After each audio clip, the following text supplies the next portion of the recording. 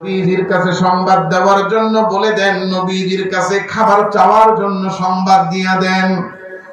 দুইজন সাহাবীকে দায়িত্ব দেওয়া হলো, তোমরা দুইজন যাও নবীর দরবারে, ইয়া নবীজির কাছে আমাদের আগমনের সংবাদ দাও, আমাদের খাবার শেষ হয়ে গেছে, খাবার লাগবে সেই কথাটাও জানায় দাও। দুইজন সাহাবী দায়িত্ব পায়া মদিনার ভিতরে ঢুকে গেছে।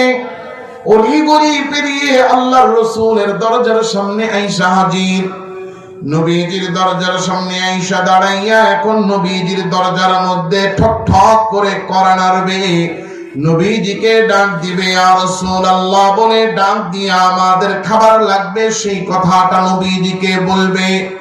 যখনই দরজায় কড়া নেড়ে নবীজিকে ডাক দিতে যাবে, ওই সময় দুই সাহাবীর কানে আওয়াজ আসলো, আল্লাহর নবী ঘরের ভিতরে বসে বসে কোরআন তিলাওয়াত করতেছেন। আল্লাহর নবী তিলাওয়াত করেন সূরা হুদের 6 নম্বর আয়াত, ওয়া মা মিন দাব্বাতিন ফিল আরদ ইল্লা আলাল্লাহি রিজকুহা।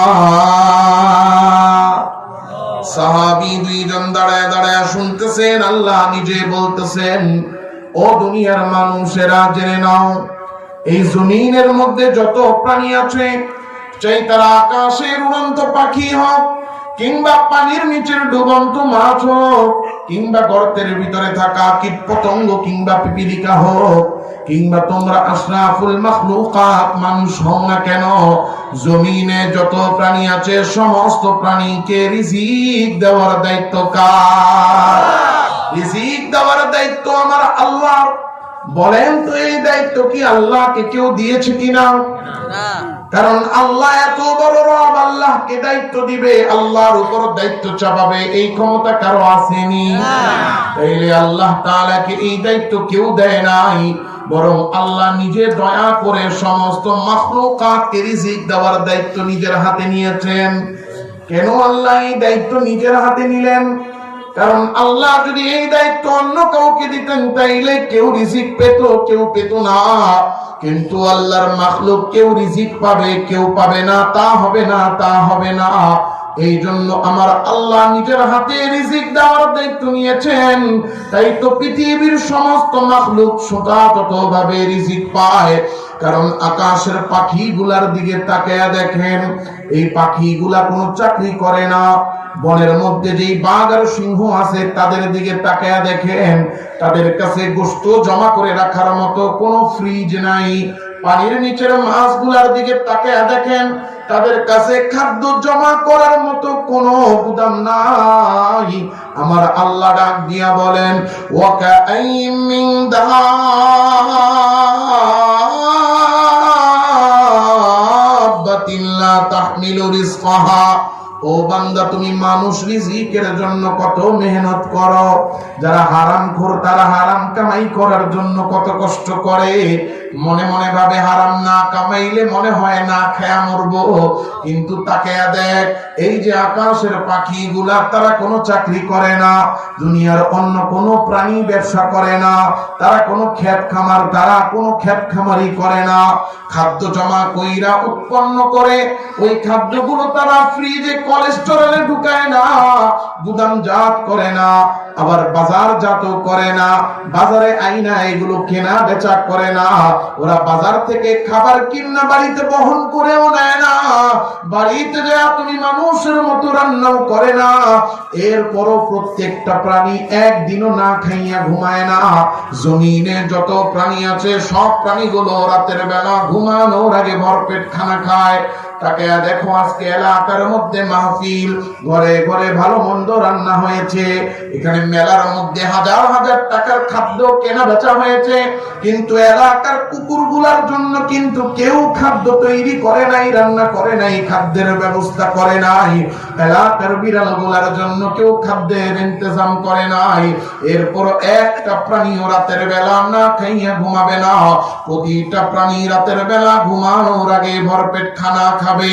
পাখিগুলা সকালবেলা নীড় থেকে বের হয় খালি পেটে, সন্ধ্যাবেলা যখন নীড়ে ফিরে যায় ভরা পেটে। বলো তো বান্দা, বলো তো বান্দা, মালিক ছাড়া এই কুকুর আর বিড়াল সহ বনের অন্ধকারে, বনের গহীনে ওই বাঘ আর সিংহ সহ, গর্তের নিচে থাকা পিপিলিকা সহ, আকাশের উড়ন্ত পাখি আর পানির নিচের মাছ সহ যত প্রাণী আছে সমস্ত প্রাণীকে প্রতিদিন রাতের বেলা ঘুমানোর আগে ভরপেট রিজিক দান করেন কে? আল্লাহু ইয়ারযুকুহা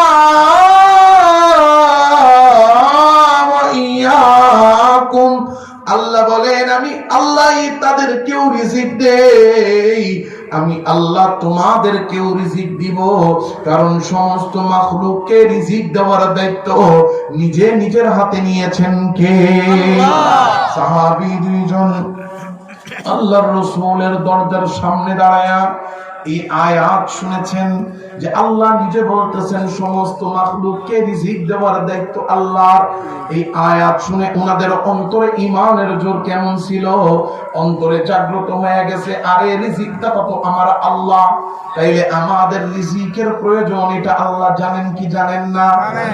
আল্লাহ জানেন আমাদের রিজিকের প্রয়োজন, আর রিজিক দেওয়ার দায়িত্ব আল্লাহর, তাইলে আল্লাহই তো রিজিক দিবেন। আমরা নবীর কাছে কেন চাইবো? নবীর কাছে চাইবো না, আল্লাহ রিজিক দিবেন, আল্লাহর জন্য অপেক্ষা করব। এই চিন্তা করে দুজন এই যে হাত উঠাইছিলেন, হাত নামায়া ফেললেন, নবীর দরজায় কড়া নাড়লেন না। মুখ খুলছিলেন ডাক দেওয়ার জন্য, মুখ বন্ধ করলেন, ডাক দিলেন না। নবীজির দরজার সামনে থেকে চুপচাপ দুইজন ফেরত চলে আসছে। এই শাখা ফেলার দুই কোনায় দুইজন চুপচাপ বসে আছে, কেউ কিছু জিজ্ঞাসা করে না, তারাও কাউরে কিছু বলে না। কিছুক্ষণ পরে একজন ডাক দিয়া বলে, দেখো মদিনার ভিতর থেকে কে যেন আসতেছে। তাকে দেখা গেল দুইজন লোক হেঁটে হেঁটে আসতেছে। যখন সামনে আসলো দেখা গেল একজনের হাতে একটা লম্বা পাত্র, ওই পাত্রের মধ্যে রুটি বানানো থরে থরে সাজানো, আর একজনের হাতে একটা পাত্র, এই পাত্র গোশত বোনা দিয়া ভরপুর। তারা বলতেছে, আপনাদের না খাবার প্রয়োজন? বলে, হ্যাঁ, এই খাবার আপনাদের জন্য এসেছে, নেন, নিয়ে আপনারা খান। সবাই খুশি হয়ে গেছে।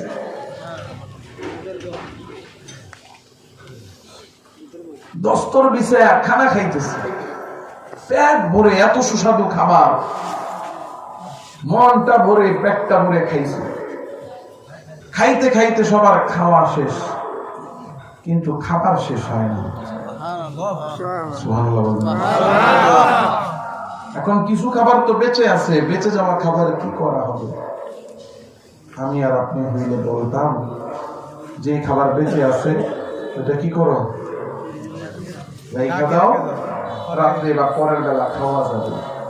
কারণ আমাদের অন্তরে তো একিন নাই যে পরের বেলা আমাদেরকে আল্লাহ খাওয়াবে, এই একিন আমাদের নাই। এই জন্য আমরা খালি জমাই জমাই জমাই, এমন জমাই হারাম পথে চুরি করতেছি তো করতেছি, চুরি বন্ধ করার নাম নাই। কথা কন না কেন? 1000 কোটি টাকা চুরি করে ফেলে, এরপর চুরি বন্ধ হয় না। কথা কন? এই চুরি করতে করতে এক এক চোরায় লক্ষ কোটি টাকা চুরি করে ফেলে। কথা কন না কেন? এক চোরায় চুরি করছে 2 লাখ কোটি টাকা। কত 15 বছরে কত কোটি? 2 লাখ কোটি। 2 লাখ না 2 কোটি?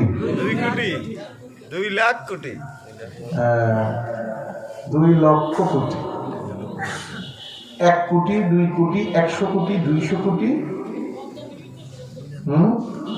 1000 কোটি, 2000 কোটি, না 1 লক্ষ কোটি, 2 লক্ষ কোটি। বুঝেন কিছু? আমি কই যেই চোরাই চুরি করছে এই 2 লক্ষ কোটি টাকা খাইয়া শেষ করতে দূরের কথা, ওরে দইরা এনা জিগান, তুই যে 2 লাখ কোটি টাকা চুরি করলি, কদেহি 2 লাখ কোটিতে কয়টা শূন্য আছে? কি মনে হয় বলতে পারবে? ওর বাপরে যদি কবর থেকে তুইলা আনেন তাও তো বলতে পারবে না 2 লাখ কোটিতে কয়টা শূন্য হয়। হ্যাঁ, এরপরও চুরি, এত চুরি, এত চুরি, এত চুরির কারণ কি? কারণ ওরা চুরি যখন শুরু করে তখন আল্লাহর উপর ওদের কোনো বিশ্বাস থাকে না। আর বান্দার অন্তরে যখন আল্লাহর উপর বিশ্বাস থাকে না, তো আল্লাহর বিশ্বাস যদি কেউ অন্তর থেকে বের করে, আল্লাহ তার অন্তরের মধ্যে ভয় ঢুকাইয়া দেয়। তখন সম্পদ যত বেশি হয়, ভয়ও তার তত বাড়তে থাকে। এটার কারণ অন্তরে ঈমান না থাকলে, আল্লাহর উপর বিশ্বাস না থাকলে ভয় ঢুকতে থাকবে। আর যার অন্তরের মধ্যে আল্লাহর উপর বিশ্বাস আছে, অন্তরে বিশ্বাস যত বেশি থাকবে, না খাওয়া না পাওয়া, অভাব অনটনের ভয় তার অন্তর থেকে তত দূর হতে থাকবে। সাহাবায়ে কেরামের অন্তরে তো 100% বিশ্বাস ছিল রিজিক দাতাকে আল্লাহ। এইজন্য নবীর দরজার সামনে থেকে না বইলা ফেরত চলে আসছে। তাহলে ওই সাহাবীদের সামনে যখন খাবার আসছে, এই বেঁচে যাওয়া খাবার আমার আপনার মতো কি কইব ওনারা যে রাত্রের জন্য রেখে দাও? ওনারা বলছেন নবীর দরবার থেকে খাবার আসছে, আমরা খাইছি, যা ভাবছে ফেরত পাঠাও। কারণ আমরা যেমন এই বেলাতে আসছি, আরো মেহমান আসতে পারে না, তো নবীজি তাদেরকে খাওয়াবেন। আবার লাগলে আবার চাইবো নবীর কাছে, সমস্যা নেই। সিদ্ধান্ত হয়ে গেছে, যাও বেঁচে যাওয়া খাবার নবীর দরবারে ফেরত দিয়ে আসো। দুইজন সাহাবীরে দায়িত্ব দিয়েছে, যাও তোমরা দুইজন নবীর কাছে খাবার ফেরত নিয়ে যাও। দুইজন সাহাবী দুইটা পাত্র নিয়ে হাঁটতে হাঁটতে হাঁটতে হাঁটতে নবীর দরবারে যায় হাজির। ইয়া বলে, ইয়া রাসূলুল্লাহ, আপনি যে খাবার আমাদেরকে দিছিলেন, বেঁচে গেছে, খাওয়ার পরে সেই বেঁচে যাওয়া খাবার ফেরত নিয়ে আসছি। নবীজি বলেন, আমি আবার খাবার দিলাম কার? আল্লাহু আকবার। ইয়ামিনী কাফেলারে খাবার দিছিলেন, কোন ইয়ামিনী কাফেলা? আমার সামনে হাজির করো, আমার সামনে হাজির করো। পুরো কাফেলা নবীর সামনে হাজির। নবী বলেন, ঘটনা কি হয়েছে কইলা বলো।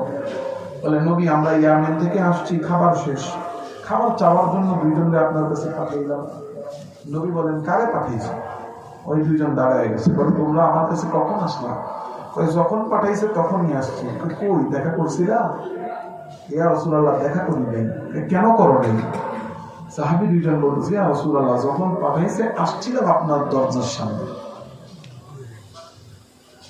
দরজার সামনে এসে আপনারে ডাক দিয়া খাবারের কথা বলতে যাব, এই সময় শুনতে পেলাম আপনি ভিতরে বসে বসে কোরআন তিলাওয়াত করেন। ওয়ামা মিন দাব্বাতিন ফিল আরদ ইল্লা আলাল্লাহি রিজকুহা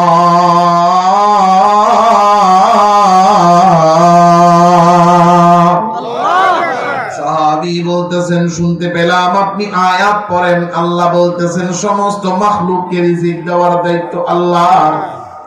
এই আয়াত শুনে আমরা চিন্তা করলাম, রিজিক দাতা আল্লাহ, তাইলে আল্লাহই রিজিক দিবেন, নবীর কাছে কেন চাইবো? এই চিন্তা করে আমরা আপনারে না ডাইকা না বইলা ফেরত চলে গেছিলাম। এরপরেই তো মদিনার ভিতর থেকে দুইজন খাবার দিয়ে গেল। মদিনার ভিতর থেকে আপনি ছাড়া আর কে খাবার পাঠাবে আমাদের জন্য?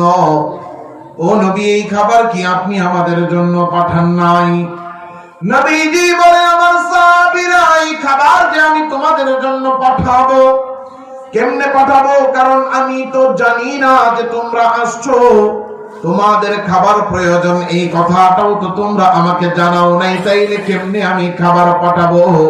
এই খাবার আমি তোমাদের জন্য পাঠাই নাই, তবে আমি বুঝে ফেলেছি তোমরা দুইজন আমি নবীর দরজার সামনে থেকে ফেরত চলে গেছো এই বিশ্বাস নিয়া যে আল্লাহ রিজিক দাতা, আল্লাহ রিজিক দিবেন। এই যে তোমাদের অন্তরের বিশ্বাস আর ইয়াকিন আর ঈমান, এইটা আমার আল্লাহর কাছে এত প্রিয় হয়েছে যে আমার আল্লাহ স্বয়ং নিজে জান্নাত থেকে ফেরেশতা দিয়া তোমাদের জন্য রিজিক পাঠায়া দিয়েছে। বলেন তো ভাইয়েরা বাবারা, ওই রিজিক দাতা আল্লাহ এখনো আছে না নাই? ওই আল্লাহর কাছে এখনো রিজিক দেওয়ার, রিজিক পৌঁছানোর ক্ষমতা আছে না নাই? কমেছে না আগের মতোই আছে? আগের মতোই আমার রব আছে। অভাব শুধু আমার আপনার অন্তরের ইয়াকিন আর বিশ্বাসের। সাহাবাদের ইয়াকিনের বদৌলতে আল্লাহ দুনিয়াতে অভাব মুক্ত রেখেছেন, রিজিকের ব্যবস্থা করেছেন।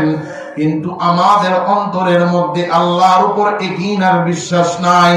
আমি আর আপনি যদি আল্লাহ রিজিক দাতা এই কথা আর ইয়াকিন আর বিশ্বাস অন্তরে নিয়া চুরি ছেড়ে দেই, সুদ ছেড়ে দেই, ঘুষ ছেড়ে দেই, ওজনে কম দেওয়া বন্ধ করে দেই, মানুষকে ঠকানো বন্ধ করে দেই, দুর্নীতি বন্ধ করে দেই, আমি আর আপনি যদি আল্লাহর উপর বিশ্বাস করে হারাম উপার্জন করা ছেড়ে দেই, হালাল পথের চেষ্টা যদি আমি আর আপনি করি, চেষ্টা করার দায়িত্ব আমার, আপনার রিজিক দেওয়ার দায়িত্ব কার? এই জন্য আল্লাহ বললেন, বান্দা ইদা কুদিয়াতিস সালাহ, তোমার 1 নাম্বার দায়িত্ব হলো নামাজ পড়ো, সুন্দর মতো নামাজগুলো আদায় করো, নামাজ পড়ো।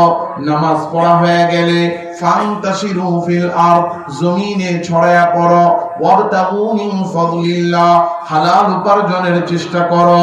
নামাজ পড়ে হালাল উপার্জনের চেষ্টা করার দায়িত্ব তোমার। জোরে বলবেন, আমাকে আপনাকে হালাল উপার্জনের চেষ্টাকারীকে রিজিক দেওয়ার দায়িত্ব কার? সমস্যা হলো প্রথমত আমরা নামাজই পড়ি না।